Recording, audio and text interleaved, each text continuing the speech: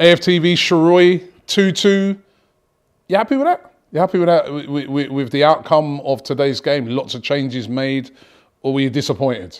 Never happy when we don't win, and to be honest, we've been spoilt this season with the amount of wins that we had, right? But the way I'm looking at it is it's a two-legged tie. We're at the halfway stage. If you told me we were 2-2 in any game at half-time and the second half was at the Emirates, I'd back us to do it. So this isn't a disastrous result. I know a lot of people talk about momentum and the fact that winning breeds winning and so forth, but I don't know about you, but this one doesnn't seem like the sort of result that will halt momentum in the league, if that makes any sense. And it's away from home, isn't it? And a much changed side.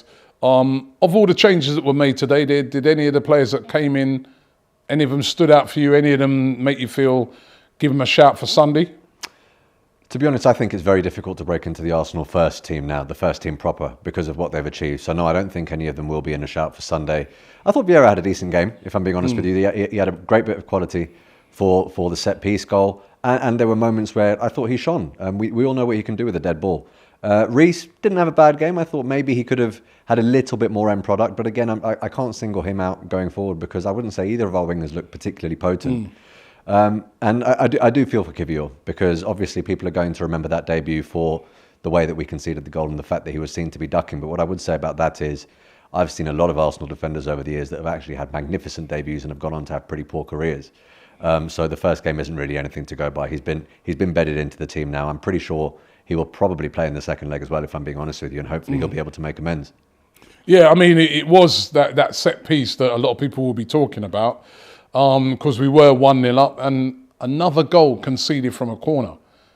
Is that starting to worry you? Yeah, and it's been worrying me for a little while now, to be honest with you. Not just the fact that we're conceding from corners, but the fact that we're conceding goals generally. The season up until the World Cup, I took a lot of pride in our defence, and I thought that we were very hard to beat because if you went one behind us, you'd find it very difficult to get back into a game. But that's not really the case now. You know, we're giving away goals quite cheaply. And looking at the why? I honestly haven't got a clue. I mean, the first goal, it was poor defending. It's very rare that you see hardly anyone, if no one, jump for the ball, right? And I think there, Matt Turner, in my opinion, should have been a bit more decisive and come and claim that. It looked like he took 2 steps forward and then was left in no man's land when he didn't go for it. And then obviously the spotlight shines on Kivior. But for the second goal, forget the actual phase of play where they scored. For them to get into that position, there was one of their players running at our entire back line, and there were 4 or 5 individuals. No one really went to him. And I can't help but think that if Thomas Partey was on, that would have been cut out quite swiftly, right? The guy is so important for us. And yet again, just like it was with Everton, when he came on the pitch, I thought the game was completely different. I wouldn't be surprised if he actually starts the home leg just to make sure that we solidify that midfield. And they're going to have 2 notable absentees as well. I think certainly 2 of their players got booked and are missing it, right? Yeah.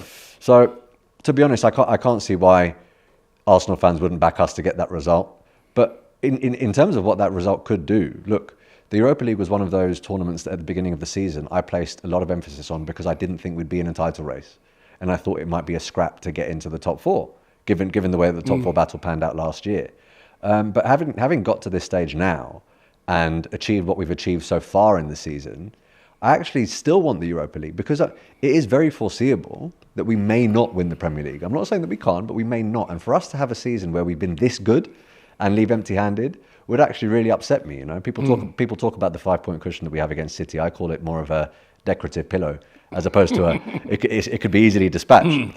You know, so I do want to place emphasis on the Europa League, and I think we're more than capable of winning it. So would you go strong next week? Yeah, I think so. Because if we do, for whatever reason, go 1 or even 2 behind, I think that's when the nerves start to creep in. But if you go strong next week, you can hopefully have this tie done by the second half, and then you can rotate and give players a rest, right? And that for me is a much better way round of doing things, because if you're starting off slightly weaker and then you have to go strong in the second half and you're chasing the game, that perhaps actually takes up a bit more energy than it would if you just sort of started it off, got it done by half time and you weren't chasing the game. And don't forget, we do have a game against Crystal Palace that is not going to be easy immediately after that. So just go strong and finish the job for you? I think so. And to be honest, I was actually surprised that we went as strong as we did today, if I'm being honest. In many ways, I'm glad that we did, because had we gone any weaker, we probably could have lost that game. I mean, a lot of people will talk about the chances that we missed. So I'm thinking of the Fabio Vieira header, where I think a slightly more well-versed heading attacker would have scored that. I'm thinking about the Martinelli one where he's in behind and could have possibly squared it to Vieira. Didn't do that. I'm thinking about the Martinelli run from his own half where he could have buried that. But I'm also looking at a lot of their chances, right, where they could have scored as well. So it is a fair result.